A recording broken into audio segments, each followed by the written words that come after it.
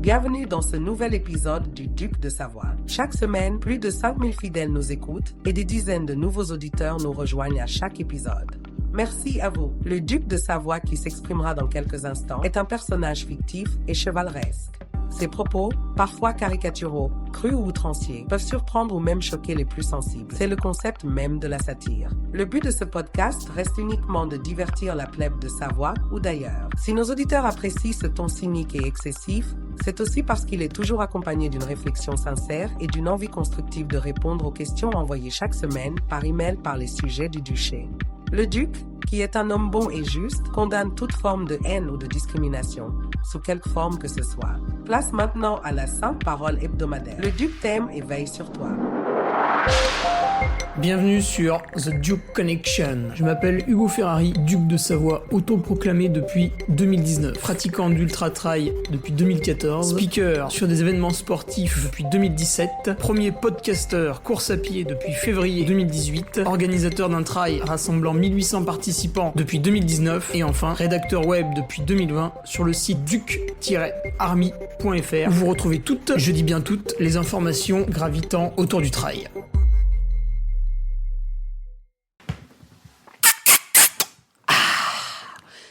Et bonjour à toutes et à tous, retour du petit podcast de votre duc. Et oui, vous pensiez qu'il était mort. Que nenni, toujours là. Et oui.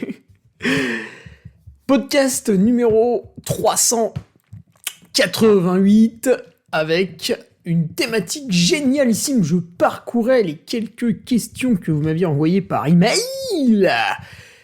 Et d'un coup, je l'ai vue, elle était là, face à moi, comme une évidence. Question magnifique, j'ai bien sûr sorti un petit peu la moulinette pour vous faire un titre magnifique, un titre putaclic sur les réseaux sociaux. Mon Dieu, je serais sur YouTube, j'aurais pu vous faire une miniature absolument extrême pour capter votre attention de poisson rouge, puisque vous avez de moins en moins d'attention, de là à dire que vous êtes de plus en plus bête, il n'y a qu'un pas que je ne franchirai pas.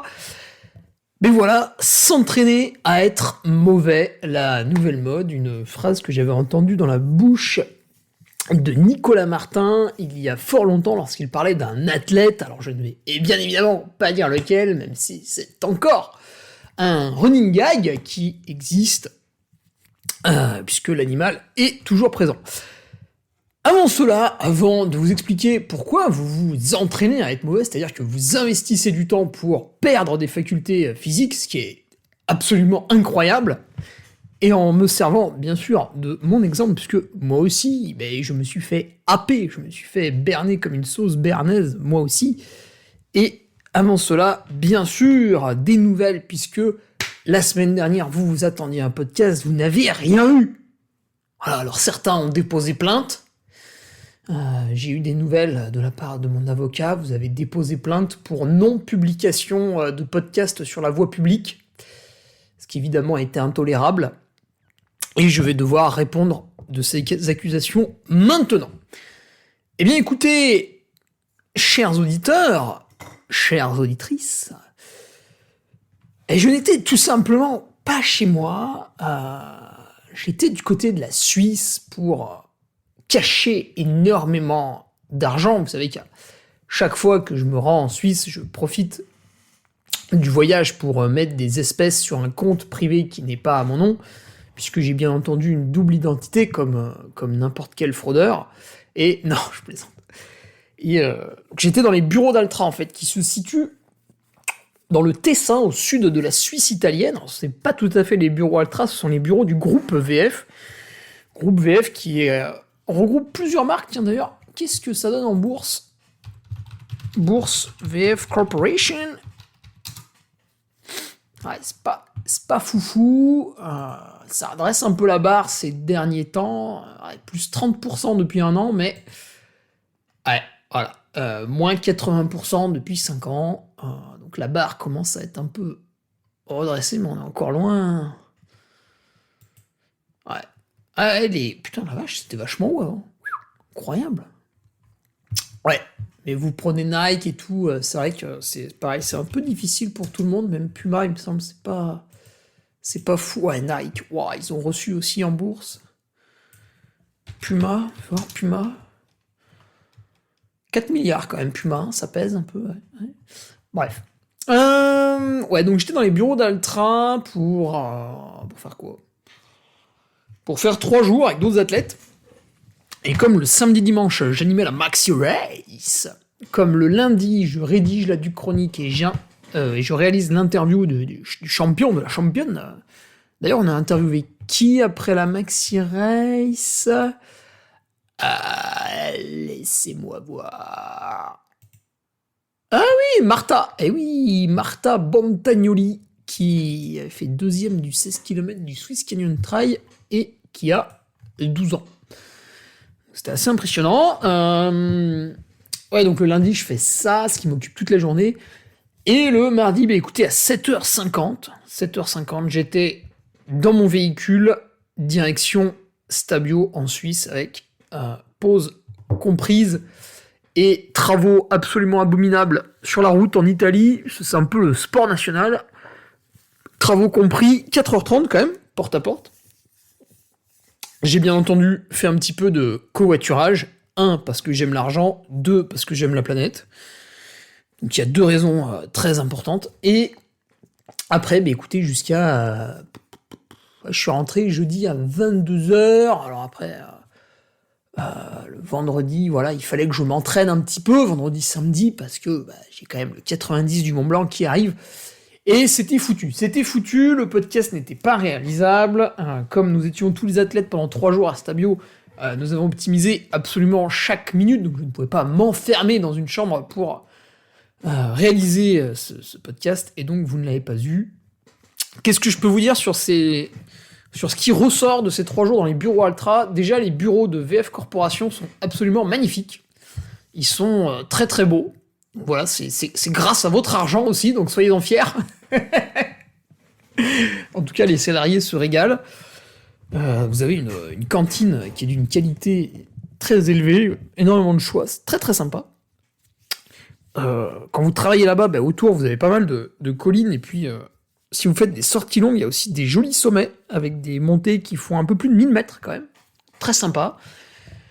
Vous avez le lac majeur, vous avez le lac de Caume, qui est vraiment à côté, qui sont très grands d'ailleurs, je regardais un peu sur la carte, c'est vrai que c'est immense. Et pour vous parler d'Altra, mais on a eu reçu le nouveau textile du coup alors c'est pour le team, et une fois de plus, j'ai porté votre voix, votre Duc a parlé pour vous, puisque souvent on me dit mais où est-ce qu'on achète ce textile Altra, bordel de merde, Hugo, take my money! Eh bien, vous ne pouvez pas l'acheter, en fait, il n'y a pas de textile Altra en vente. Donc je leur ai dit une fois de plus, j'aurais dit, écoutez, moi j'ai beaucoup de gens qui me disent, ils veulent acheter un t-shirt Altra, des choses comme ça. Eh bien, ils vont le faire. Ils vont le faire, et ça va être en vente d'ici 1 an à peu près. Alors vous aurez un design un petit peu différent des athlètes du team, c'est normal, après tout, vous n'êtes que des gueux, vous ne pouvez pas accéder au design de l'élite.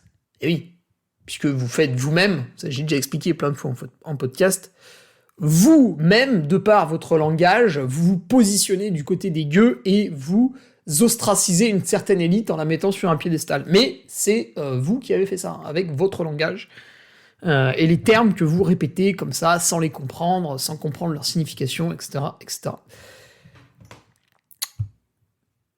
Alors la collaboration du textile, comme l'an dernier, est avec Soar, sauf que l'an dernier c'était un essai, là cette fois-ci, voilà, la balle est au fond du filet, il faut les porter. L'idée c'est d'avoir un design, je sais pas si on peut dire futuriste, mais un peu tapageur, un peu tape à l'œil. Et voilà, alors il y a des trucs qui sont bien, il y a des trucs qui sont moins bien, mais dans l'ensemble c'est pas mal, c'est tout à fait correct, en tout cas il n'y a pas de problème particulier à porter ces vêtements, il n'y a pas d'échauffement, il n'y a pas de tension, je les ai mis sur des sorties longues juste après. On a vu, et c'est peut-être ça qui va vous intéresser le plus, on a vu les prototypes des chaussures qui vont sortir en 2027. Quand vous allez élire Macron pour la 3e fois, eh bien, il y aura des nouvelles chaussures Altra incroyables. Oui, je sais, ça paraît fou. Alors là, je peux rien vous dire. Qu'est-ce que je peux vous donner comme indice? Ah! Ils ont pas mal revu... Alors, il y a plein de chaussures qui vont rester, en fait, qui vont simplement changer de coloris. Mais il y a 2 types de chaussures, là, qui vont pas mal changer. C'est très intéressant. C'est des remarques qu'ont fait majoritairement les athlètes sur l'UTMB 2024, si mes souvenirs sont bons. Donc vous voyez, c'est un horizon 3 ans à chaque fois qu'on parle de certaines choses. Et sur la route, pareil, ça va muscler un peu son jeu, puisque actuellement, Altra, sur la route, vous avez des chaussures carbone. Alors après, on peut aussi améliorer ces chaussures carbone, bien sûr. Le mot carbone ne veut pas tout dire. Peut-être vont-elles être améliorées, bien entendu, là aussi, je ne peux... Oula, rien dire. Mais derrière, c'est vrai qu'on avait soit les carbones, soit des chaussures très confortables, et on attendait un petit entre-deux, un peu dynamique, mais sans forcément avoir le carbone. Voilà, vous aurez peut-être ça. Pour les aficionados de la marque, vous commencez à comprendre de quoi je veux parler. Mais voilà, j'ai trouvé ça très intéressant. Une fois de plus, on monte en gamme, on monte en solidité. Voilà, il y aura un peu de Vibram un peu partout. Du mesh matrix qui se répand de plus en plus. Voilà, tout ce qui fait les qualités de la chaussure, donc c'est très intéressant. Et puis voilà, on a profité pour faire beaucoup de photos, un petit peu de vidéos, puisque tous les athlètes étaient rassemblés au même moment, et c'est le seul moment de l'année où nous faisons ça. C'est vrai que ce serait un tout petit peu mieux de le faire vraiment en fin d'année, mais c'est vrai qu'Altra a une particularité, puisqu'ils clôturent leur compte en avril, et du coup, pour l'instant, à chaque fois, le recrutement, en fait, avait lieu jusqu'à avril, donc c'est vrai que le team n'était pas au complet alors que la saison commençait, ce qui était un peu particulier. Mais pareil, Altra est une petite marque, alors il n'y a rien de péjoratif là-dedans, mais c'est une marque qui, par rapport à d'autres marques plus anciennes ou plus grosses, tâtonne. Voilà, alors chaque année, c'est un petit peu mieux, un petit peu plus cadré, mais voilà, on apporte des petites nouveautés d'année après année. Par exemple, qu'est-ce qui nous a été raconté, parce qu'on a, en fait, pendant ces 3 jours, pas mal d'échanges avec beaucoup d'employés, dont certains qui sont positionnés très très haut dans l'entreprise. Par exemple, l'aspect communication va être un peu accentué pour Altra désormais, ce qui était moins le cas avant. Donc voilà, c'est des choses comme ça. Voilà. Que vous dire de plus? Écoutez, d'un point de vue speaker, et bien du coup, 6-7 juin, rien pu faire. 13-14 juin, pareil. Potentiellement, je pouvais animer l'Ultra Trail sans Andorra. UTMB, mais bon, ça nécessitait de parler un peu anglais, et puis ça faisait quand même un gros déplacement, 2 semaines du 90, donc je n'y suis pas allé. Mais je serai, comme chaque année depuis 2018, donc 2018, 2019, alors 2021 ils avaient décalé, j'étais pas allé, 2022, 3, 4, 5 et 6, donc ce sera ma 7e présence à Samoin pour l'Ultra Trail du Haut-Gifre, qui a été lui aussi touché par l'épidémie de lumière rouge. Alors je ne détaillerai pas ici, je suis en train de recueillir de succulentes informations là-dessus, et je serai donc au micro pour des formats qui ont évolué un petit peu par rapport à l'an dernier. Il y a pas mal de choses qui ont changé, notamment la volonté de durcir un peu le 30 km de par sa sélection, puisque maintenant il y a 2 30 km, un qui part un peu en haute montagne, qui va être une course réservée à des gens confirmés, et un autre qui est un peu plus doux, qui reste plutôt autour de la vallée, et qui va lui pouvoir s'offrir un peu plus aux débutants, parce que c'est vrai que l'an dernier, il y avait un peu trop de débutants qui ont eu un peu trop de problèmes, d'hyperthermie notamment, et c'est ça qui avait causé l'arrêt de la course, en plus de cette personne malheureusement décédée, en faisant du rafting d'une manière un peu légère. Bon, malheureusement, ça s'est très très mal terminé, et ça avait nécessité aussi pas mal de secours. Donc ça jouait de malchance l'an dernier, mais voilà, cette année, ce sera sans doute très très sympa. Je sais que de nombreux patriotes y seront. J'ai vu sur le calendrier que vous étiez pas mal à être inscrits.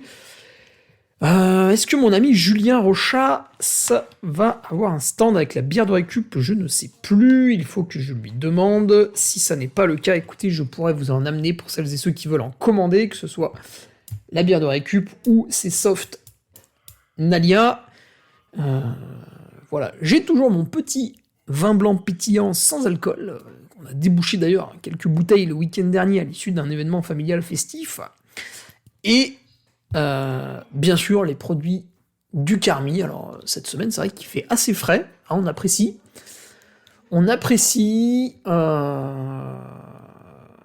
Ça fait du bien de ne pas se taper des mois de juin complètement débiles.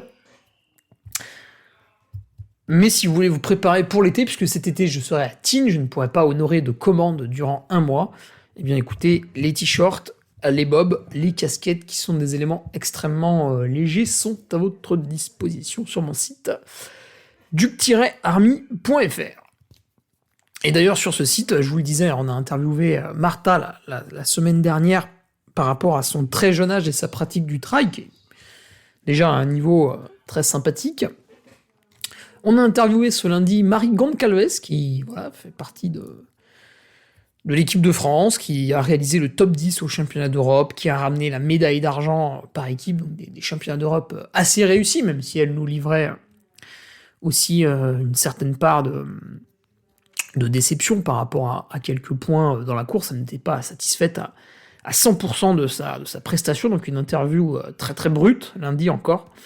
Et puis bien sûr toutes les chroniques. Alors j'étais particulièrement fier de celle de la semaine dernière, où l'introduction commençait par « Vous n'aurez plus de loisirs et vous serez heureux ». Voilà, j'ai remixé un petit peu le discours de Klaus Schwab au World Economic Forum, puisque ce sont ces gens-là qui décident un petit peu de ce qui vous arrive dans la vie, les trucs pas cool, mais vous n'en avez pas forcément conscience. Donc voilà, je me suis un peu amusé à détourner ces propos et j'ai dosé une introduction avec des choses extrêmement complotistes pour finir. Je me suis régalé à jouer de cette surenchère, même si ça vous a fait rire, c'est vrai, c'était le but, mais vous avez entendu quand même teinter une certaine part, je dis bien une certaine, pas tout, de vérité là-dedans. Et bien entendu, si vous n'êtes pas abonné à mon site web, vous ne comprenez rien à ce que je raconte, et c'est ainsi. Sur mon site web, alors la semaine dernière, on découvrait, je vais pas dire un nouveau nutritionniste, parce qu'il travaille là-dedans depuis longtemps, mais une nouvelle vision. C'est vrai que j'avais donné énormément la parole à Sébastien Diffenbrom. Alors vous l'adorez, bien sûr, et moi aussi, mais nous ne pouvons pas recevoir toujours la même personne. Il faut aussi s'ouvrir au monde, avoir des avis différents, je ne pense pas, mais qui divergent sur certains points, puisque c'est toujours de l'adaptation. Vous ne pouvez pas copier le voisin. Vous pouvez vous inspirer un petit peu de ce que fait le voisin, mais le copier, ça n'est pas possible. Vous n'êtes pas comme lui. Vous n'êtes pas libre et égaux en droit quand vous naissez. Non, il y a des différences. Il y a des différences à tous les points de vue. On a eu Stéphane Brognard aussi. Alors c'était une discussion de base pour parler du 90 km du Mont Blanc. Qu'est-ce qu'il fait là dans mon année, puisque l'année est dirigée vers un UTMB. Alors pourquoi un 90 du Mont Blanc fin juin? Quels sont les tenants et les aboutissants de cette course? Quels sont, pour reprendre ces termes, quelles sont les caractéristiques qui m'amènent à réaliser cette course? On n'y va pas parce qu'on a vu du soleil dans le coin de sa fenêtre. Juste avant, il y a eu un petit PowerPoint par rapport à du coaching avec Thomas Lautier, qui donnait un peu les bases de l'entraînement en vous donnant les éléments macro qui servent à l'élaboration d'un plan.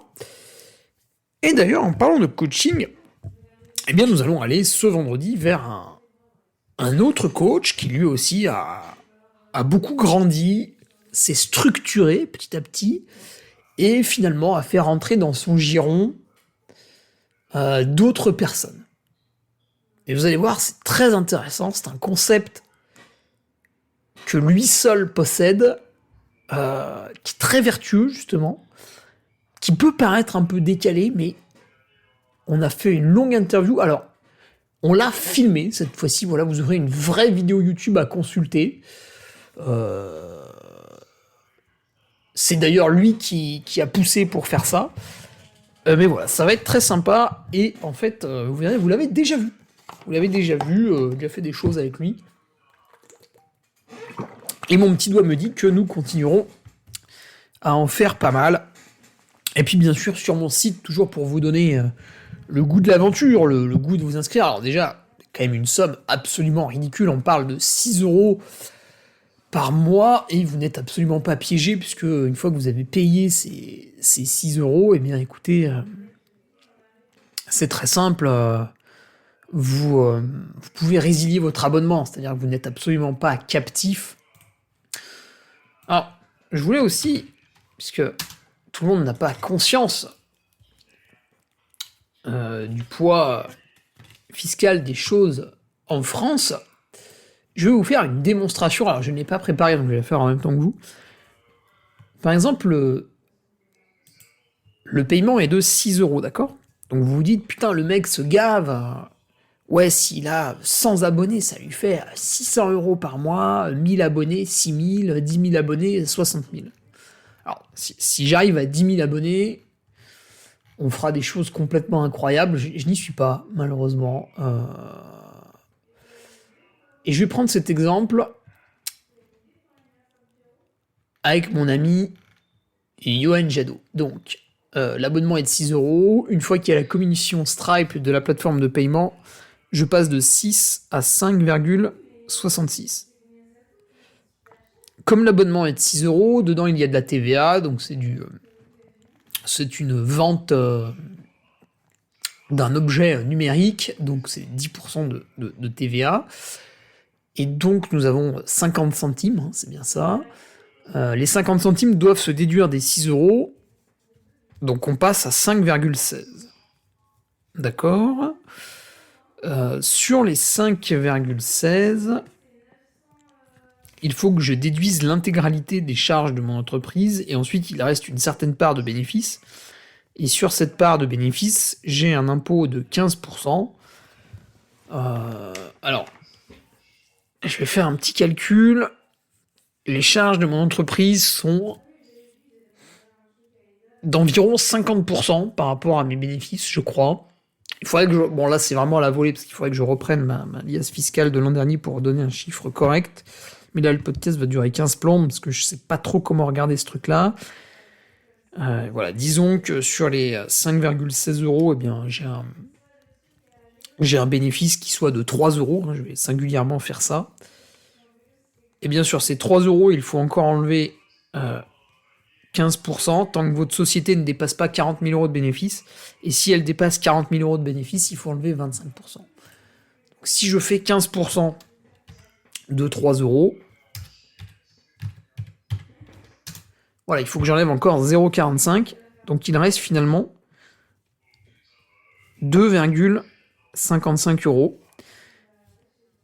Donc ça, c'est le bénéfice net qu'a réalisé votre société après impôt. Et quand vous avez une société, vous ne pouvez pas toucher à ces comptes bancaires, parce que ce sont les comptes bancaires de la société. Donc à ce moment-là, il faut que les 2,55 € atterrissent sur votre compte bancaire personnel, parce que sinon vous ne gagnez pas d'argent, vous ne pouvez pas manger, vous ne pouvez pas vous loger, ce qui est très embêtant. Vous avez deux options pour ça. Première option, vous versez un salaire. Et là, vous qui êtes salarié, vous pouvez vous en rendre compte, quand vous recevez votre feuille de salaire, vous avez la somme qui tombe sur votre compte, et je ne sais pas si tout le monde peut le voir, mais vous avez le super brut. C'est ce que votre patron a payé. Bon, la différence entre les deux est d'à peu près 50%. Je caricature, par exemple, si vous gagnez 2000 €, votre patron a lâché à peu près 4000 balles. Et vous avez eu que 2000. Il y a quelqu'un qui a pris la moitié, hein, vous avez vu ? Vous avez vu, monsieur, il a pris la moitié. Et monsieur, il est méchant. Donc, solution numéro 1, c'est de se salarier, vous avez 50%, ou, allez, occasionnellement, vous pouvez faire quelque chose d'autre, c'est-à-dire vous verser des dividendes, si votre société a bien fonctionné, et à ce moment-là, vous êtes taxé à 31,4 ou 31,6%. Donc c'est ce qu'il faut retirer. Donc disons que dans le meilleur des cas, une fois que vous avez payé l'abonnement 6 €, on arrive à 0,316 fois 2,55 80 centimes. Non, 2,55 moins 80 centimes. Pardon, excusez-moi, ça fait 1,75 €. Donc quand vous versez 6 € d'abonnement, je touche moins de 2 €. Voilà, dans ma poche, in fine. Voilà. Mais je rappelle qu'il faut taxer les riches, c'est très important. Et c'est comme ça qu'on va tous s'en sortir. Voilà. De 6, on passe à 1,75. Putain, mais c'est magnifique. Magnifique. Bref. Tout ça pour vous dire que je ne vous vole pas. Donc vous pouvez y aller. D'ailleurs, j'ai très peu de déçus. Alors, déjà, on se désabonne, hein, bien sûr, ça arrive. Mais plus par lassitude, parce qu'ils sont passés à autre chose, parce que d'un coup, ils ont une dépense imprévue. Donc voilà, il faut rogner aussi à droite à gauche. Voilà. Mais des gens qui m'écrivent pour me dire, voilà, j'ai été déçu, je coupe l'abonnement. Bah, ça m'est jamais arrivé. Ou alors j'ai oublié, mais ça ne m'est jamais arrivé.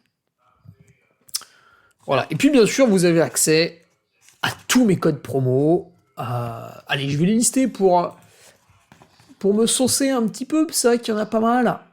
Et puis peut-être qu'on va même en rajouter, parce qu'on est des gourmands, mais vous avez 10% sur les montres Sunto, vous avez 30% chez La Chaussette de France, qui a lancé ses vêtements. Également, vous avez 15% chez Altra pour les chaussures. Vous avez 15% à la SARL multiservice de Gérard Dava, puisque si votre voiture a un problème et que vous voulez des pièces d'occasion, c'est le boss pour ça.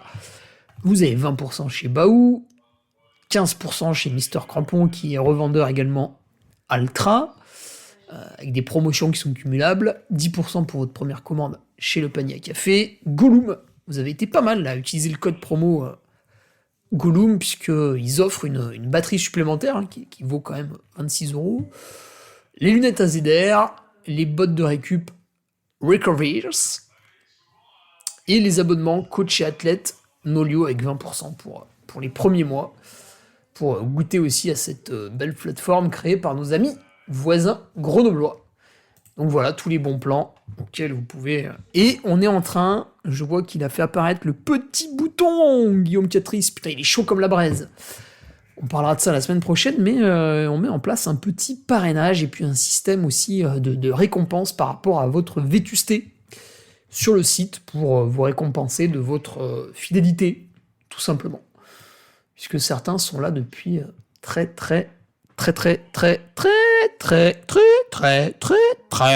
longtemps.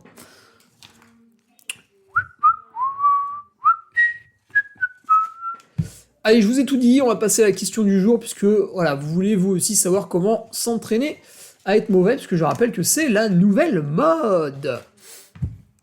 Alors, une question qui m'a été suggérée par Damien Daera. Salut Hugo, déjà un immense merci pour tout le contenu que tu proposes. Vous voyez que c'est de la bombe. Mais tous ces messages de remerciements, je les relaye jamais. Je m'en sers pas, j'en fais pas de la pub. Alors c'est très con, je devrais le faire, mais voilà. J'aime énormément ce que tu fais, et au-delà du travail, tu m'inspires beaucoup par ton sérieux, ton abnégation et ta rigueur. Ce qui est très vrai. Franchement, j'aimerais avoir cette constance-là. Je me reconnais aussi un peu dans ton parcours, ingénieur de formation, moi aussi. La différence, c'est que contrairement à toi, je n'ai jamais vraiment eu les balls d'admettre que cette voie n'était peut-être pas faite pour moi, et d'oser aller vers autre chose, donc respect pour ça aussi. Mais c'est vrai que... Alors, je m'en étais rendu compte, parce que quand j'ai commencé mon stage comme ingénieur, qui a donné lieu derrière un CDD, en fait, dès la première semaine, j'ai vu que ça ne m'intéressait pas. Je me suis dit, ouais, en fait, que je fasse ça, ou que je fasse des sandwichs sur l'aire d'autoroute, ça me procure les mêmes émotions. Donc j'ai vu que bon... en fait, être à cette place, Ça ne me faisait rien. Et c'est pour ça que quand ça a coincé à différents points de vue, j'ai bricolé un truc moi-même. Et c'est vrai qu'au début, c'est très dur, parce qu'au début, vous n'avez pas de clients, vous ne gagnez pas d'argent. Donc j'ai fait, on va dire, 6 mois comme ça, dans le flou, dans le vague. Et puis après, les choses se sont mises en place, mais il y a eu 2018, 19, 20... Ouais, il y a eu 3 ans au SMIC, quoi, grossièrement, avant de décoller un petit peu, mais à force de travail, d'augmentation, puisque après c'est en 2020 où j'ai créé le Patreon, et puis fin 2024, le site duc-army.fr. Et c'est ça qui m'a permis de décoller un petit peu plus haut que Speaker, puisque Speaker, vous êtes limité par votre temps. Et tout cela s'obtient à force de travail, tout simplement. Il n'y a pas vraiment de diplôme pour cela. Tout ce que je fais aujourd'hui a été acté quasiment en autodidacte. La seule chose, c'est que ingénieur m'avait permis de me confronter à une certaine difficulté, puisqu'il faut répondre à des questions de plus en plus dures pour faire des études de plus en plus longues, et vous devez trouver des stratagèmes pour apporter les réponses à ces questions. Voilà, quand vous arrivez en cours de mathématiques prédictives et que vous comprenez absolument rien et que vous avez un partiel qui arrive dans quelques semaines, puis finalement dans quelques jours, vous êtes obligé de mettre des stratégies en place pour quand même apporter suffisamment de bonnes réponses pour valider les notations, etc. Et le fait de me confronter à cette difficulté, m'a appris à devenir intelligent, et ça m'a permis d'avancer une fois que j'étais tout seul. Et ce podcast est dédié à tous les gens qui n'y arrivent pas, puisque je vois beaucoup de personnes qui sont diplômés de longues études, et qui pourtant s'entraînent comme des saucisses, traînent des blessures depuis des années, ne prennent pas le temps de se régénérer, finalement foncent tête baissée, coûte que coûte, dans l'entraînement, puisqu'il faut valider la séance, il faut cocher la case. C'est des gens que tu connais depuis 8 ans, et puis en fait, tu te retournes au bout de 8 ans, tu les regardes, et tu te dis, putain, mais où est la progression ? Et je vous parle de gens qui n'ont traversé aucun drame, quoi, simplement, ou qui enchaînent les compétitions, et puis il n'y a pas de logique, il n'y a pas de réflexion, ça bourrine, on tasse, on en fait rentrer le plus possible, ça ne marche pas, ça ne fonctionne pas, et il n'y a pas la présence d'esprit de s'écarter un petit peu de ça, de se reposer, de penser différemment, de travailler différemment. Donc voilà, pour dire aussi que finalement ce diplôme d'ingénieur n'est pas un Graal en soi, puisque quand vous êtes ingénieur, vous n'êtes pas forcément intelligent. Vous êtes quelqu'un qui a su répondre à un instant T à un certain type de questions posées, dans un contexte. Mais vous n'êtes pas forcément très intelligent. Vous pouvez être du bétail, qui a juste appris à mâcher l'herbe, digérer longtemps l'herbe pour la recracher sous une autre forme, c'est-à-dire avoir une viande de qualité ou produire du lait de qualité. Mais globalement, vous mangez de l'herbe, quoi. C'est pas fou. Pas exceptionnel. Enfin, c'est bien sûr pas une généralité. Mais on observe des fois que des personnes très très diplômées font des choses très très débiles dans le sport. Ce qui est étonnant, parce qu'on dit, putain, quand même, pour avoir tel diplôme, la vache, être con comme ça, putain, c'est impressionnant. Comment il fait ? C'est un concours ou quoi ? Alors, justement, Damien, c'est là que tu entres en scène. J'avais une question entraînement à rapport au sport. Ah, et là, tu la vois arriver, là. Je borne beaucoup. Tiens. Trop même, je pense. Ah. Et j'en ai conscience. Le problème, c'est que dès que je ne cours pas, j'ai peur de régresser, de grossir, comme si ça pouvait arriver en 24 heures, de perdre le niveau, et je culpabilise vite. Bon, Damien, il faut pas.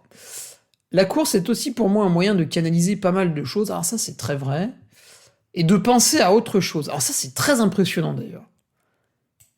Vous avez des problèmes, ça, des trucs qui vous prennent la tête. C'est vrai que vous allez courir 1 heure dans la forêt. Au début, vous avez la tête, putain, ça bouillonne et tout. Et au bout d'un certain temps, le cerveau passe à autre chose. Et quand vous rentrez, des fois, vous avez même tout oublié, quoi. Alors bien sûr, une fois la porte de la maison franchie, les problèmes vous ressautent à la gorge. Par exemple, si vous aviez des problèmes par rapport à des factures impayées et qu'elles traînent sur votre bureau, vous rentrez chez vous, vous vous asseyez à votre bureau, paf, cette sale merde là vous saute à la gueule et effectivement, les problèmes reviennent. Mais c'est vrai que c'est impressionnant, l'espace d'1 heure, vous pouvez comme ça partir dans un autre monde et tout oublier. Donc c'est vrai que pour ça, la course à pied est impressionnant. Le sport en général, mais la course à pied, avec cette dimension seule en forêt dans le calme. D'ailleurs, tous ceux qui écoutent beaucoup de podcasts en courant, beaucoup de musique, essayez aussi parfois de ne pas en écouter. Moi, c'est vrai que, je sais pas, ça doit être à peu près 50-50. Quand vous écoutez rien, le cerveau, comme ça, vagabonde. Voilà, il part dans ses occupations, et paf, il vous fait réfléchir à des trucs. Parfois, vous dites, putain, mais je suis en train de courir dans la forêt et je pense à ça, c'est quand même fou. Voilà, donc il virevolte, il s'occupe. Donc c'est vrai que pour ça, la course à pied, c'est très très curatif. Maintenant, Damien, tu vois, si c'est un truc qui te tient à cœur, par exemple, tu te sens bien quand tu vas faire une séance de sport tous les jours, c'est vrai que je vais pas te dire de pas en faire, ce serait con, tu vois. Si après, derrière, t'es un peu morose comme ça et tout, c'est dommage. Mais si la séance de sport te fait du bien, c'est vrai que dans une logique d'entraînement et de progression, à un moment donné, il faut se reposer, ce qui du coup est incompatible avec le fait d'avoir besoin de sortir tous les jours. C'est incompatible, mais pas tant que ça, parce que toujours si on applique des nuances, finalement, tu peux aussi faire un footing calme. Tu vois, par exemple, donc pour progresser, tout le monde est conscient qu'à un moment donné, il faut faire une sortie plus longue que d'habitude, faire une sortie plus intense que d'habitude. Voilà, ça c'est des très grands principes de l'entraînement. Et derrière ces sorties qui vont créer des stress dont vous n'avez pas l'habitude, il faut récupérer du stress. Maintenant, quand tu crées un stress comme ça, je sais pas, une séance VMA du diable, une sortie longue de 3, 4, 5 heures, et que le lendemain, t'as quand même envie d'aller courir, t'en as besoin, tu sens que ça va te faire du bien, t'as besoin que ta tête, comme ça, virevolte, que ton cerveau se perde un petit peu dans ses réflexions pendant que tu cours en nature. Au lieu de te priver et de dire « Putain, merde, faut que je reste chez moi, faut que je me repose pour surcompenser », je pense que tu peux aller faire un footing cool, tu vois, en restant dans une zone facile, sous le seuil ventilatoire, une course à pied qui te permet de parler, de pas être essoufflé, etc. Voilà. Après, pour l'aspect j'ai peur de grossir, ça c'est intéressant, c'est un truc, je pense qu'on a tous été confrontés, j'y suis passé aussi, peut-être surtout quand je faisais du vélo quand même. Après en courant un peu moins. Un truc qui peut débloquer beaucoup de choses au niveau du cerveau, c'est très chiant, mais c'est de compter tes calories en fait. Sur, on va dire 3 jours, allez, si tu tiens une semaine, c'est vraiment le top du top. Donc, tu peux te servir d'une application, par exemple, moi j'avais utilisé, mais c'était en 2021 ou 2022, je sais plus là, Chronometer. Ouais, c'est ça. Chronometer. Donc Chronometer, c'est en anglais, pour quelqu'un comme moi qui parle pas trop anglais, c'est un peu chiant. Donc vous avez une partie gratuite que vous pouvez utiliser qui va vous donner un ordre d'idée.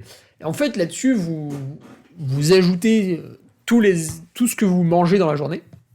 Donc vous détaillez vos repas. C'est un peu long et un peu chiant à faire. Et il y a quelques approximations. Mais voilà, vous allez pouvoir vous en sortir. Alors, attention, ça va vous prendre, je pense, une demi-heure à 1 heure par jour pour tout renseigner correctement.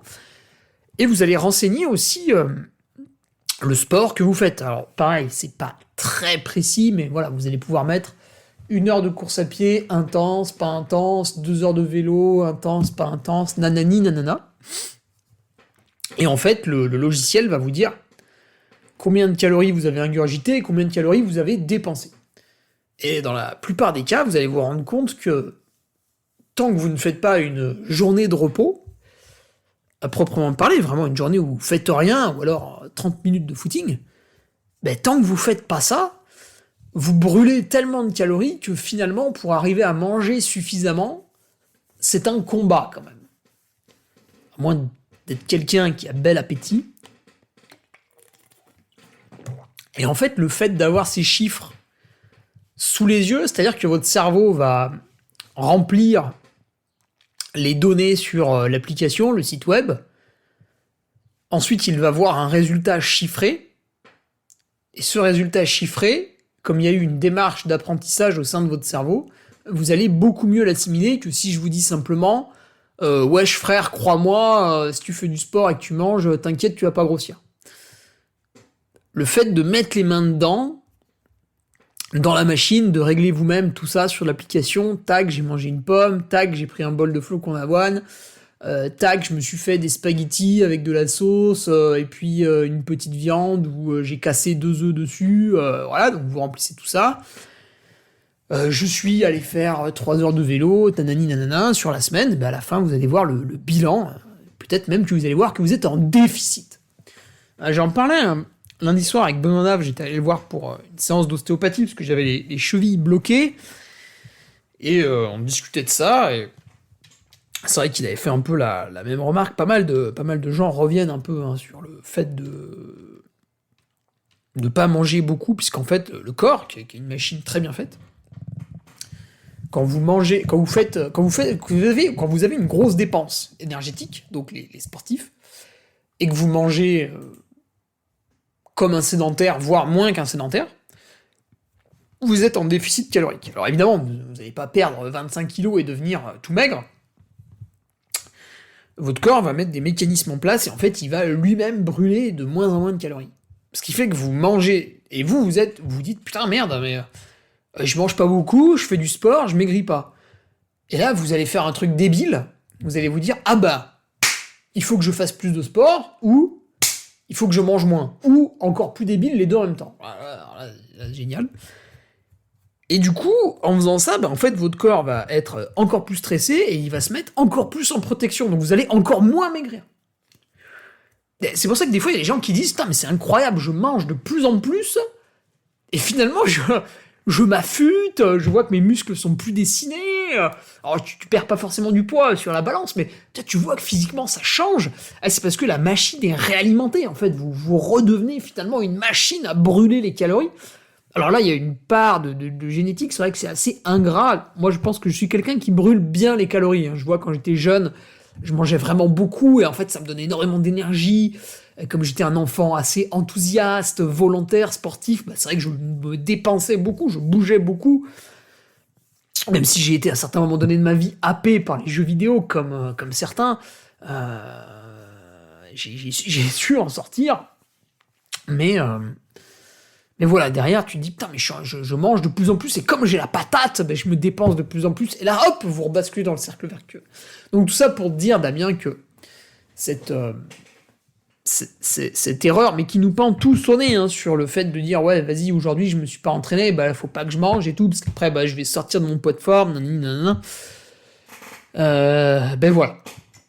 Chiffre le truc sur chronomètre, je pense qu'une fois que tu as les chiffres vraiment devant les yeux, avec une démonstration mathématique compréhensible du début à la fin, ce sera beaucoup plus efficace pour ton inconscient, pour qu'il justement prenne conscience de ça.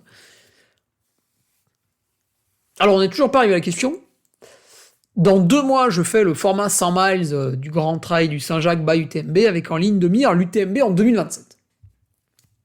Très bonne programmation, Damien, excellent choix. Et donc, on est mercredi 10 juin, ta course démarre dans 48 heures. Alors, je te souhaite déjà le meilleur, Damien. Ma question serait donc, comment mieux optimiser mon entraînement dans ce contexte-là ? Le contexte, c'est un texte qui, comme son nom l'indique, est con. Sachant que couper ou ne pas courir me pèse mentalement. Je comprends.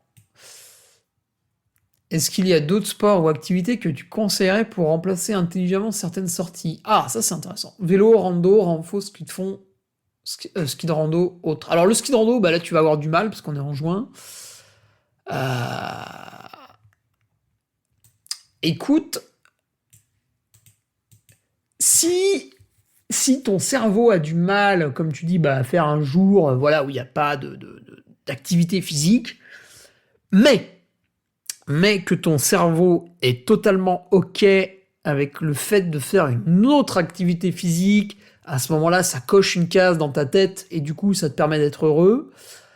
Là, c'est très bien.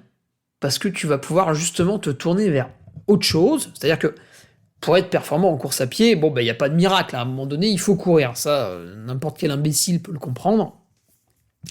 Et puis, il y a le moment où tu cours trop. Donc là, c'est peut-être ton cas.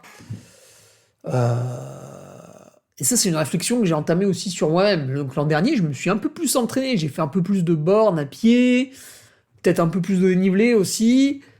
Et puis au final, les résultats n'ont pas suivi. C'est-à-dire qu'il y a eu un investissement de ma part qui a été plus élevé en course à pied. Et quand je fais le bilan des résultats, putain, c'était pas mieux, quoi. Donc cette année, je change le fusil d'épaule, je dis bon, finalement, dans mon cas, avec mon travail, ma famille, comment j'arbitre entre tout ça, le sport, on va dire que mon volume horaire n'est finalement pas tant d'heures, mais plutôt 3 heures de moins. Alors, est-ce que finalement j'ai besoin de courir beaucoup? Non, parce que je me suis rendu compte que musculairement, j'étais quand même assez marqué, ça ne m'apportait pas forcément du plus. Je vais peut-être réduire la course à pied, soit pour ajouter du repos pur et simple, soit pour au final refaire un petit peu de vélo, ce que j'avais beaucoup mis de côté en 2024 et 2025. Donc voilà, tu vois, j'ai essayé de redescendre d'un cran. J'étais allé trop loin dans l'entraînement à pied, ça n'était pas pour moi.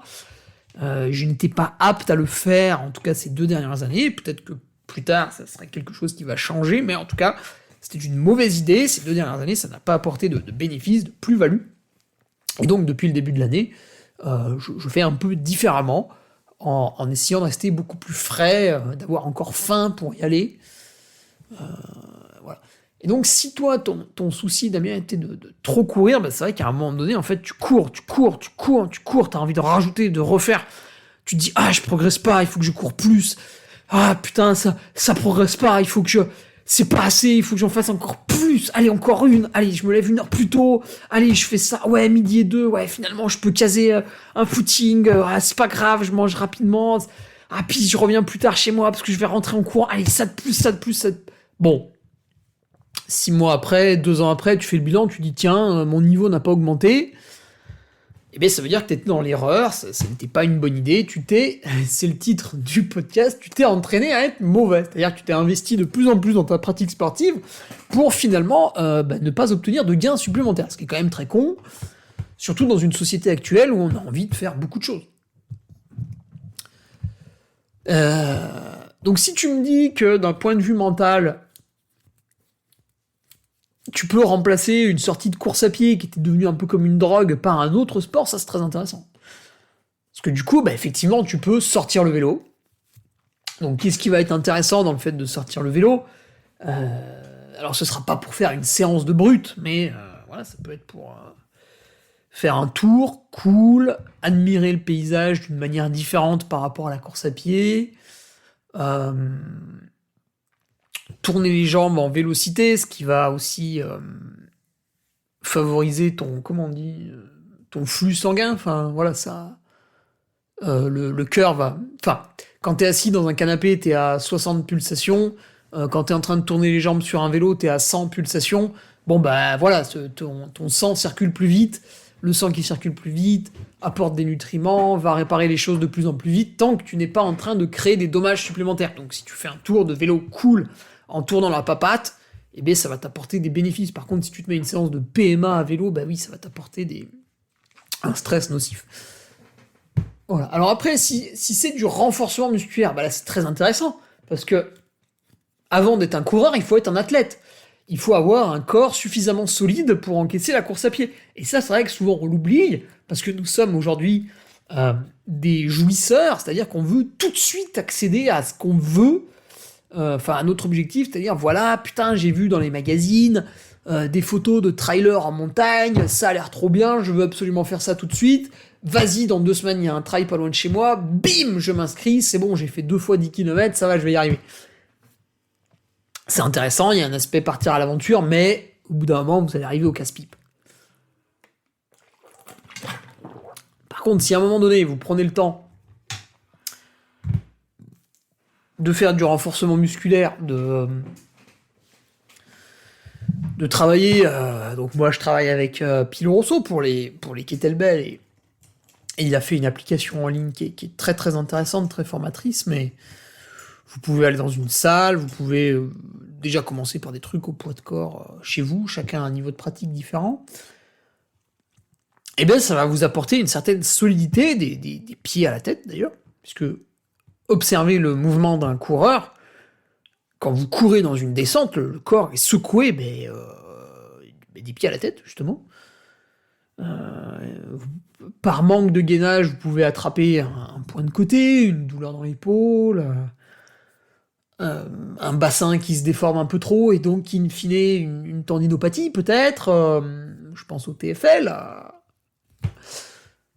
Donc voilà, très intéressant. Si tu arrives à switcher dans ta tête pour remplacer un footing qui servait à rien, ou une séance de course à pied qui servait à rien, parce que t'es un coureur amateur, tu cours 7 jours sur 7, à mon avis, t'es dans l'excès, hein. Si t'arrives à être OK avec le fait de supprimer une course à pied pour mettre un renforcement musculaire à la place, là ouais, tu vas avoir une vraie plus-value. Donc si t'es capable de faire ça, il y en a qui sont incapables de faire ça psychologiquement, donc eux ils sont dans un engrenage encore un peu plus nocif, il faut qu'ils arrivent à revenir en arrière, ce qui est pas facile, hein. Si toi t'arrives à le faire, fais-le. Alors si l'hiver t'as l'occasion de faire du ski de rando, parce que géographiquement t'es pas loin des Alpes, des Pyrénées ou du Massif central quand il y a des bonnes conditions hivernales, là aussi il faut pas se priver. Il y a un travail musculaire qui est différent, c'est un contexte différent parce que t'évolues sur la neige, il y a une proprioception à la descente, parce que les skis sont très très fins, il y a tout un tas de qualités qui sont intéressantes à développer pour, in fine, courir dans les sentiers un peu plus tard. Et la randonnée pédestre, la marche donc, pareil, très important. D'ailleurs, ça serait intéressant de pouvoir voir, est-ce que finalement quelqu'un qui a un métier de bureau et qui court tous les jours est en meilleure santé que quelqu'un qui a un métier de bureau, qui marche beaucoup tous les jours, parce que allez savoir pourquoi il a décidé d'aller en marchant au travail ou de faire d'autres choses en marchant. Quelqu'un qui marche facilement 1 heure par jour, il a un chien à promener, des choses comme ça. Mais il court pas, ou très peu, une fois le week-end. Ce serait intéressant de voir, au bout de 10 ans, qui est le plus en santé.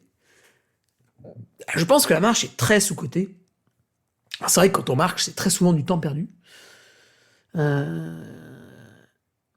Mais pour les gens qui sont entrepreneurs, ou même les salariés, remarquez, on peut avoir des idées sur tout. La marche, dans un milieu naturel relativement calme, donc pas en plein centre de Paris où il faut que vous fassiez attention aux voitures, aux taxis, aux bus, aux trottinettes, aux autres coureurs, aux piétons bizarres, voilà, à tous ces éléments nocifs qui constituent une ville. Quand vous êtes tranquille en train de marcher, que le cerveau vagabonde, vous pensez à plein de trucs. C'est aller marcher 1 heure au calme dans la forêt, en fait, c'est 1 heure de développement personnel. Parce que ça fait le tri dans vos idées. Tous ceux qui l'ont fait en voient de quoi je parle. C'est une expérience qu'on a tous eue. Et quand vous n'êtes pas en train de faire une séance de course à pied, c'est vrai que le cerveau vagabonde un peu plus. Parce que quand vous êtes en train de faire une séance de fractionné à pied, vous réfléchissez à rien. C'est quand même très rare qu'une idée vous traverse l'esprit à ce moment-là. Donc la randonnée est très intéressant. En plus, quand tu marches, ou que tu vas randonner peut-être à la journée, eh bien, t'as tout un travail quand même du squelette qui est en déplacement, qui est en train de marcher, c'est quand même des mini-impacts la marche. Toutes ces choses-là aussi participent à une bonne santé globale qui va faire que tu vas peut-être être moins sujet à des fractures de fatigue parce que grâce à toute ta marche, tu auras suffisamment de mini-sollicitations pour rester solide. Tu fais une marche à la journée, ça va quand même consommer énormément de calories, mais comme c'est pas trop intense, ça t'a pas trop ouvert l'appétit, donc finalement tu vas manger de manière normale, donc là aussi ça peut peut-être te rassurer par rapport à une éventuelle prise de poids. Voilà, c'est que la marche, comme c'est facilement accessible, tu peux peut-être y aller avec d'autres gens, alors que quand tu vas courir, c'est vrai que si la personne a un niveau très différent du tien, voire ne court pas, elle peut pas t'accompagner. La marche, voilà, ça se fait en famille, ça se fait avec des enfants, ça se fait avec le chien, ça se fait avec n'importe qui, quoi. C'est très accessible. Quand on marche, on peut discuter, donc c'est très sociabilisant aussi. Voilà, beaucoup de choses. Donc c'est très intéressant. Et tu finis par une phrase qui est très intéressante. Et aussi, je sais que je ne fais probablement pas assez d'intensité. Et ça, c'est un gros problème. Souvent, les gens qui tiennent ce discours, ouais, moi, si je vais pas courir tous les jours, je me sens pas bien, nanana. Alors là, je vous caricature quelqu'un comme ça qui vous dit qu'il a besoin de courir tous les jours. C'est que ces gens-là, ne font pas d'intensité. Parce que quand tu fais une séance d'intensité extrêmement difficile, qui plus est si la sortie est un peu longue, le lendemain, tu n'as pas du tout envie d'aller courir. Parce que tu as beaucoup donné d'un point de vue cardiaque, parce que musculairement, ça a cassé des fibres, parce que tu as des courbatures, parce que ceci, parce que cela. Donc encore une fois, si tu as mis le doigt dans l'engrenage de je vais courir un petit peu tous les jours, et là, tu vas t'entraîner à être mauvaise, ce que je disais en intro du podcast. Alors que si tu mets une intensité absolument abominable, le lendemain, t'as pas envie de t'entraîner, donc par la force des choses, le lendemain, tu fais un jour de repos. Et c'est là où ton entraînement va gagner en qualité. Alors bien sûr, si tu fais de la qualité tous les jours, ça marche pas. Et si t'en fais jamais, ça marche pas. C'est toujours une question de nuance. Est-ce que c'est une fois? Est-ce que c'est 2 fois? Est-ce que c'est 3 fois dans un cycle très spécifique? Ça dépend. Alors ça, c'est tout le sel du coaching, justement. Comment j'épice et comment je relève ce plat. Toujours une affaire de compromis, de temporalité aussi dans la saison. Par exemple, moi, plus je me rapproche de l'UTMB, moins je vais faire d'intensité. Les rappels vont s'espacer de plus en plus, etc., etc. Par contre, tu me prends au mois de janvier, je suis en train de faire une VMA, le surlendemain, je fais un seuil en côte, 3 jours après, je refais une intensité à plat, etc., etc. Et puis proche de l'UTMB, 3 heures rando course, 2 heures de navette pour les muscles en descente, des trucs différents, quoi. Donc c'est ça aussi, s'entraîner à être mauvais, c'est aussi répéter toujours les mêmes contraintes. C'est là l'intérêt du coaching, alors du coaching personnalisé peut-être un peu plus pour ne jamais se lasser. Voilà. Étant plutôt orienté ultra longue distance, je n'en ressens pas toujours le besoin. Ouais, bien sûr, c'est ce que je disais, c'est la temporalité. En fait, oui, que tu prends mon cas sur l'UTMB, je sais pas, je crois que je le fais même pas à 8 de moyenne, tu te dis, mais pourquoi il se prend la tête à faire des intensités? Justement, elles sont loin de la course, parce que on développe ces qualités, je sais pas comment on pourrait dire, de vitesse, d'aérobie, des qualités qui ne te traversent pas l'esprit quand tu imagines un UTMB où tu marches avec tes bâtons dans la montée, tu descends, on descend vite quand même sur l'UTMB, mais tu cours à plat, c'est un footing à 12-13 km/h, allez, au début 14-15, parce qu'on est tout frais, mais c'est vrai que quand tu vois ça, tu te dis, c'est pas la peine de faire des 200 mètres sur piste. Si, mais pas le mois avant. Voilà, il y a eu une temporalité, il y a eu une saisonnalité. C'est aussi pour ça que je me lasse jamais, c'est parce que finalement, quand tu regardes une année d'entraînement, t'as des blocs, des macro-cycles, comme on dit, voilà, qui sont dispatchés dans l'année. Et en fait, l'année n'est pas la même de janvier à décembre. Alors déjà, il y a des phases de repos, mais il y a, là, cette année, qu'est-ce que j'ai fait? J'ai fait le développement du trail court jusqu'au trail du Ventoux, même jusqu'au Grand Raid Ventoux. Et après, je me suis reposé pendant une dizaine de jours. Et puis, je suis passé au deuxième volet de mon année, qui était la montagne. Et donc là, je suis retourné marcher en montagne avec mes bâtons. Progressivement, j'ai refait du dénivelé qui était très conséquent. Donc, je suis passé à une autre facette de l'entraînement. On rentrait dans un cadre plus spécifique par rapport à mon objectif unique, qui était l'UTMB. Donc, c'est vrai que si tu fais tous les jours 1 heure de footing, c'est pas adapté. Et donc, tu peux venir supprimer des choses pour les remplacer par un autre sport, pour les remplacer par une intensité différente. Je vous prends l'exemple. C'était il y a une semaine, attendez. Non, c'était il y a 2 semaines, parce qu'il y a une semaine, j'étais à Stabio. Il y a 2 semaines, je fais 50 bornes et 4000 mètres de dénivelé dans le Beaufortin. En plus, il faisait très chaud, c'était quand même assez dur, j'ai beaucoup bu, j'ai eu mal à la tête avec le soleil, tout ça. Le lendemain, je n'avais absolument pas envie de courir. Pourtant, j'avais fait un super tour, c'était très beau, j'avais réussi à trouver des petits coins où j'étais pas encore allé, c'était sympa, il y avait un aspect découverte. Mais le lendemain, c'est bon, j'avais plus envie. 7 heures, 50 bornes, 4000 de dénive, j'étais détruit. Le lendemain, j'ai passé à autre chose. J'étais tout content de travailler sur l'ordinateur et de ne pas aller m'entraîner. Donc voilà, il y a ce dosage aussi peut-être qui te manque, Damien. La variété peut-être. Voilà, c'est à creuser.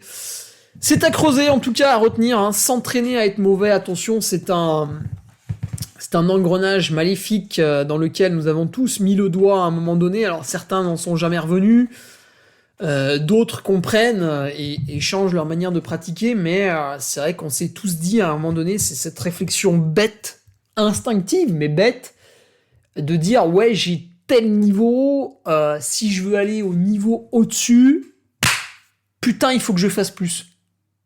Bah non, pas forcément. Moi, aujourd'hui, mon levier de progression, est-ce que c'est m'entraîner plus? Non. Je l'ai vu en 2024 et 2025. M'entraîner plus, c'est-à-dire ajouter du stress, c'est pas bon parce que je suis pas en capacité de surcompenser de ce stress. Puisque, je vais pas dire je travaille trop à côté. Il y a des gens qui travaillent quand même beaucoup plus que moi, mais j'ai trop de sollicitations à côté. Par exemple, au mois de mai, j'en ai fait moins que l'an dernier parce que, à un moment donné, je fais 4 heures d'entraînement. Derrière, je pars animer une course, il y a une nuit blanche. Bon, est-ce que les 4 heures d'entraînement, elles sont assimilées? On connaît la réponse. Et quand je vous dis ça, c'est que je suis passé de 6 heures à 4 heures, j'ai réduit. Alors ça s'est pas trop mal passé ce mois de mai. Maintenant, la réponse va être donnée au 90 du Mont Blanc. Pas maintenant. Le jugement aura lieu au 90 du Mont Blanc. Par rapport à 2025, j'ai allégé le mois de mai. J'ai gardé des choses plus spécifiques. Par exemple, pour préparer un 90 du Mont Blanc, j'ai fait énormément de kilomètres verticaux en montée-descente. Monter parce qu'il faut s'habituer à marcher longtemps avec les bâtons à un certain rythme. Et descendre parce que jusqu'au bout, ça va descendre quand même assez fort. Et c'est aussi là où ça va un petit peu se jouer. Donc j'ai fait ça. Il y a eu moins de kilomètres. Donc j'ai eu une semaine à 140 et quelques, une semaine à 120. Alors que l'an dernier, j'avais fait 4 semaines au-dessus de 150 bornes. Et quel a été le résultat? Au Lavaredo, j'étais fatigué, j'étais pas en forme. Donc voilà, j'ai fait une course absolument banale. Un peu en deçà de mes capacités physiques. Enfin, en tout cas, en deçà de mon index UTMB moyen, si on veut donner des chiffres. Donc, c'était globalement un échec. Alors un échec oui et non, parce qu'il y avait quand même la joie de finir un ultra, hein. C'est toujours... moi ça me fait toujours plaisir. Puis j'ai passé quand même un bon moment en montagne, mais je sentais que voilà, il y avait un frein, je m'étais entraîné entre guillemets pour rien, donc l'an dernier, en 2025, hein, rendez-vous compte, on se fait piéger hein, régulièrement comme ça à son propre jeu. En 2025, malgré une 12e année de pratique, je me fais piéger à m'entraîner à être mauvais. Donc c'est très dur, hein. Je vous donne ces conseils vraiment en me servant de mes propres expériences, de mes propres échecs. C'est très difficile. D'autant plus à une époque des réseaux sociaux où vous tombez sur Benjamin Paulin qui fait 250 bornes par semaine et qui court le 3000 mètres en 8 minutes. Vous vous dites, putain, mais en fait, quand je fais 250 bornes par semaine, je peux être rapide aussi sur du trail court. Alors, oui, mais dans le cas de Benjamin, est-ce que vous êtes tous Benjamin Paulin ? Est-ce que vous aviez les mêmes dispositions à la naissance ? Est-ce que vous avez le même cadre de vie ? Alors lui, il travaille à 100%, hein, attention, il est ingénieur justement, mais voilà, peut-être loge-t-il à un endroit très peu éloigné de son travail. Voilà, vous avez 3 enfants, il en a 0. Enfin voilà, il y a un contexte autour. Vous pouvez pas dire, ouais, j'ai vu un réel sur Instagram de Benjamin Paulin, il fait 220 bornes par semaine, ça se passe bien pour lui, il est hyper en forme, il a couru l'Alsace UTMB à un rythme effréné. En fait, moi, pour être meilleur, faut que je cours plus. Pas forcément. Il faut voir quel est votre levier de performance le plus simple à actionner pour progresser. Toujours vous dire, j'investis du temps, de l'énergie et de l'argent dans ce sport, dans ce loisir. Alors, ça me fait plaisir, donc c'est pour ça que je le fais de base. Mais si tous mes investissements me rapportent finalement une forme qui décroît d'une année à l'autre, c'est qu'il y a peut-être un bug dans la matrice. Donc à ce moment-là, il faut que j'ai le recul nécessaire pour prendre un regard extérieur sur ma pratique et me dire, bon, ça fait 4 ans que je cours, je régresse, c'est bizarre. Je vais me questionner. Et le problème peut venir de tout un tas de choses, hein, c'est pas forcément... Peut-être que certaines personnes qui m'écoutent s'entraînent pas assez, justement. Le mec fait 3 footings dans la semaine, il s'inscrit à un 160 bornes, oui, effectivement, lui, soit il faut qu'il court plus, soit il faut qu'il s'inscrive pas à des 160 bornes, mais il y aura un truc à faire aussi qui sera un peu différent. Donc voilà. Voilà Damien, j'espère que mes expériences personnelles t'auront permis, toi aussi, de réfléchir, de te poser, d'avoir un œil un peu critique sur ta pratique, et puis tu vois, pas d'auto-flagellation, parce que l'an dernier, 12e année que je pratique le trail, et je me refais avoir... je me fais avoir, c'est la première fois, parce que moi je suis quelqu'un qui courait très très peu. Par exemple, en 2019, j'avais un très gros niveau en trail, hein. J'avais fait l'UTMB, j'avais fait mon record de D+, en 24 heures, j'avais fait Captone 4e, derrière Nico Martin, donc j'avais un bon niveau, mais j'avais pas fait 3000 km dans l'année, vous vous rendez compte ? C'est très peu. Et bien j'avais un bon niveau. Donc je suis quelqu'un qui s'en est toujours sorti en courant assez peu par rapport aux autres, j'ai l'impression. Du coup, qu'est-ce qui s'est passé en 2025, enfin même un peu en 2024 ? J'ai voulu plus courir. Finalement, je me suis rendu compte que c'était un truc qui était pas forcément fait pour moi. En tout cas, pas tant que je conserve des activités professionnelles annexes. Donc l'expérience a été faite, et là où je serais un imbécile, c'est si je réitérais l'expérience dans 2 ans. Tu sais, dans 2 ans, rien n'a changé. Je suis toujours speaker, je suis toujours en train de gérer la Ducarmi, je suis toujours à droite à gauche avec des sponsors, le rythme est toujours effréné, etc., etc.